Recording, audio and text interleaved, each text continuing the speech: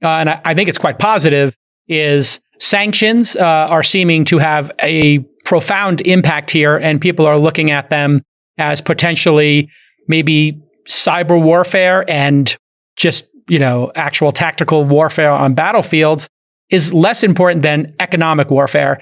And Russia has been essentially canceled from the global economy, from Visa to McDonald's to exports. And these sanctions are not just government sanctions. These are people opting into them, whether it's corporations and other entities saying, we're just not going to do commerce with Russia. Unfortunately, and this is something you have great expertise on, and so we're lucky to have you here to talk about it. People may or may not know this. I'm happy to be here. This is the breadbasket of the world. They export more wheat than anybody, and they also export fertilizer, soybeans, and some other inputs, which we've talked about previously, that provide meat for the world. So what can you tell us about the downstream effects of there not being potentially or half as much crops coming out next year, and what would happen in places that are the beneficiaries or dependent on wheat and fertilizer from Russia? So there's a number of first order and then second order effects that are not just about sanctions, but also about export controls by Russia that are creating swings in food markets like we've never seen, and will almost certainly lead to widespread famine by the end of this year at this point. So the first important point to note is about 15% of the world's calories come from wheat. About a third of that wheat comes from Russia, Ukraine. Russia has banned export of wheat. And the wheat spring planting season is like now, this week. And there's not a lot of planting going on. A lot of commodity folks are in the field trying to figure out who's actually going to go to field and plant. But no one's making, the concerted effort that they normally would under normal circumstances. So not only is the current wheat supply in Russia, Ukraine blocked up and cannot make its way to countries like Africa or countries in Africa and elsewhere, but the future planting season is now significantly at risk. And again, that's 15% of global calories. And just to take a step back, the whole planet Earth operates on a 90-day food supply. So once we stop making food, humans run out of food in 90 days. So another way to think about that is our food supply excess, our capacity in excess is about 25% of our global production. So if our global production goes down by 12%, we've lost half of our global food supply. And that's not just linearly across all nations. What happens is the most vulnerable nations lose their food supply first, and the richer nations buy that food supply to secure their population's calories.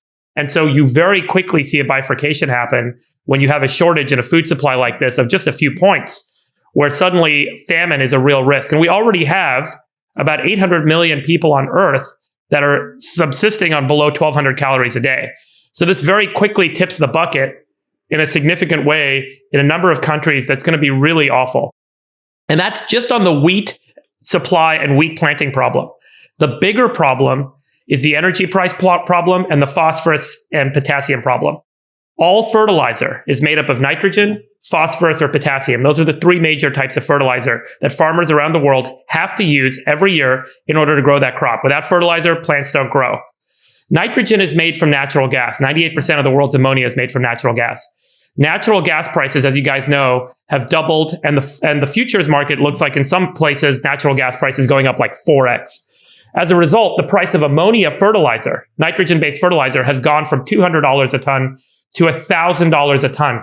So it's 5 times as expensive to buy basic ammonia fertilizer today than it was a few weeks ago or a few months ago.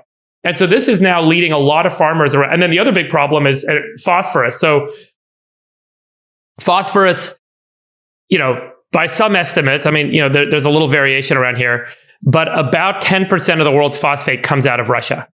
And about, call it 25% of the world's potassium comes out of Russia, potash. Both of those markets are blocked up. They are sanctioned, and they have banned exports. Russia has through the rest of 2022. So around the world, the cost to make nitrogen fertilizer has skyrocketed because of natural gas prices, because of the Russia problem. And Russia is not exporting potassium and phosphorus. And as a result, the price of nitrogen's gone from 200 to 1,000. The price of potassium's gone from 200 to 700. and the price of phosphorus has gone from 250 to 700. So now it's so expensive to grow a crop that a lot of farmers around the world are pulling acres out of production. And they're actually going to grow less this year than they would have otherwise because it is so expensive and they cannot access fertilizer locally to plant crops. So not only do we have the wheat problem, we now also have the fertilizer problem and the acres coming out of production problem. And so food supplies are going to go down even further, and this is going to become even more catastrophic. And so there's a scrambling going on right now. Food prices around the world, as a result, everyone starts buying up all the commodities. They buy up all the corn, they buy up the soybeans, they buy up the wheat. And the price for corn has nearly doubled, whereas, from where it was in July of 2020. The price of soybeans, the price of wheat are all skyrocketing. And in a lot of countries, they cannot afford to acquire, and individuals cannot afford to buy food with the skyrocketing commodity prices. Can I ask you a question? I think it's estimated that the U.S. food supply, if you could X out the waste, would actually feed most of the developing world, because I think 30 to 40% of all of our food is wasted. Can you do something with that? Yeah, that is actually true. A lot of that happens at the point of consumption. So it's in people's homes. So it's a reverse supply chain problem where, we throw away a lot of like stale bread and cereal that goes bad or whatever. There's some in the fresh vegetables market, but generally the core calorie producing commodities are rice, wheat, potatoes, and corn.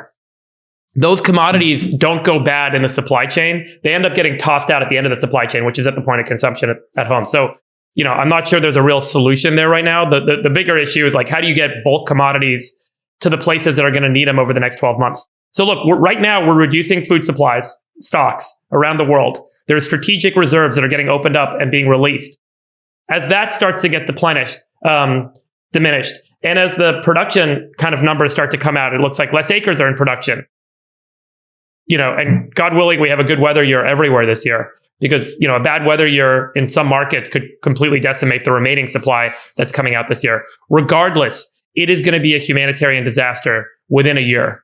And we will see hundreds of millions of people go starving. And there will be potentially, I think... You said hundreds of millions of people are going to starve? Hundreds of millions of people will go starving. That's never happened in the history of humanity, 800 million people already live on below 1,200 calories a year right now. And so you're predicting that over 100 million people will die because of this? I don't know about death. Famine. Like famine is this short of calories. Within a market, it's not like, hey, there's no food. Like, there will be strategic reserves released. There will be stuff, but it won't be enough. We just don't have enough. In the way supply chains are set up, there just isn't enough. And so once again, we found another supply chain weakness, like we did in COVID over and over again. And strategic supplies will be released. But then hoarding is starting. So David, you take it after this. But the one question I had was maybe talk to me about this concept of hoarding, because there seems to be a cascading effect. And you kind of it's not just hoarding. A little bit. It's as with any market, guys. As you know, when there's scarcity, people come in and buy at a faster pace. Everyone, and so this is a market dynamic. It's not like people are physically hoarding loaves of bread, but commodity traders, countries, strategic reserves, they start buying up what they can get to prepare for the famine that's coming. Then prices go even higher, and then it kicks other people out of the market that couldn't afford to buy it. And the whole thing gets really ugly really fast. And there's no off-ramp here. There's no way to solve this. Well, Friedberg, the thing I want to ask you is, if we had a peace deal right now, a ceasefire, would we avoid this outcome? I mean, like, how long do we have to avoid this? We need Russia to reopen fertilizer export markets now.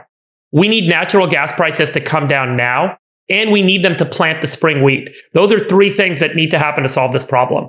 If those three things don't happen, we're going into spring right now. So around the world, in the Northern Hemisphere, farmers are making plans, they're planting, they're deciding how much fertilizer to use. And so as this market starts to kind of work itself out over the next few months, a lot of the commodity traders and the ag departments, they publish these planting reports, and they talk about how many acres of what were planted, and then everyone forecasts how much the supply will be. And we're going to start to see these uglier numbers come out over the next few weeks and months. Meanwhile, we're seeing supplies dwindle, and Russia's holding all this stuff. So, they're holding hostage phosphorus, potassium, and the natural gas pricing is just what it is. Remember, there are ammonia plants everywhere. There are ammonia plants, and all ammonia plants use natural gas to create this nitrogen-based ammonia.